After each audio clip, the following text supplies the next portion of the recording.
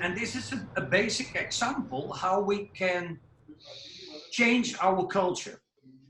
So what we do now is we do a culture risk analysis within companies to see why is sick leave high? Why is presenteeism high? Why isn't there enough alignment between the core values? And we look into the culture. Oh, and I can tell you, we can measure it until the base floor. We can find it out. And it helps people to understand how to change. Because people say we can't change culture. Well, we can. We can change It's, culture.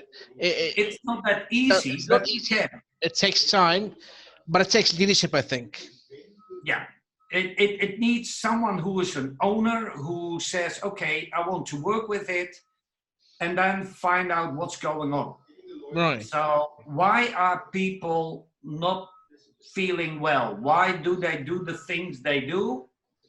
So what we find out in the cultural risk analysis is these are the core values that the CEO and the management team talks about. Then we research what the employees think the core values are in real life within the company. And then we measure up how much they can fill in those core values. Right. So you see, on the one hand, that's the stuff we publish on the internet. And we say, hey, these are our company core values. And on the other hand, we see what the employees think the core values should be and how much are reached. And then you see, okay, we have a problem. And we can do it until team level. So we know exactly within which team what is going on. We can say, oh, dear manager, you're having a trouble. A problem. You need to work on it because this is giving you trouble all the way. And sometimes you see teams that are working that great because this is the core value. They meet it up and sick leave is down, productivity is high. And you say, what are you doing that he or she isn't? And then we swap ideas. Yeah, but that's it. That's what creativity is all about. It's not just my idea or your idea. You know, I tell people creativity doesn't work in a bubble. It's not just like a balloon. It's just my balloon. You have to share ideas. You have to share experiences. And I was in a management course 2 years ago.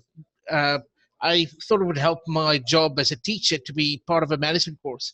And it took 12 months. And on the very first day, the facilitator asked us, what is your company's core values? The company that you work for, your own company. More than half couldn't say. They didn't know. And then the next question was, what are your core values? And how does that actually fit into your corporation, with the company that you work for? Also, no one knew. And he said, they already have a problem because how can you work for a company that you don't even understand? Yeah. And so we have to do these exercises about first finding out what a company's core values are, and not just like the synergy, creativity, but actually understand it. Not just words, but understand it. And then we had to write our own on our own core values and see how we actually fit in with the company. And I tell you that 12 months, that management course really opened my eyes to a lot of things.